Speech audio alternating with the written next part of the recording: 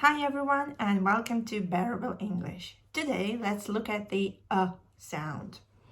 The sound is the open mid back unrounded vowel. Now what it means is that it's produced with your mouth half open like so, with your tongue down and with your jaw slightly dropped. Okay, so right? Let's have a look at some examples.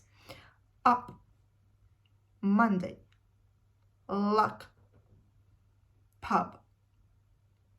Now, when it comes to spelling, the sound is spelled with the following letters. So it could be spelled with U, as in the following examples: cut, pub,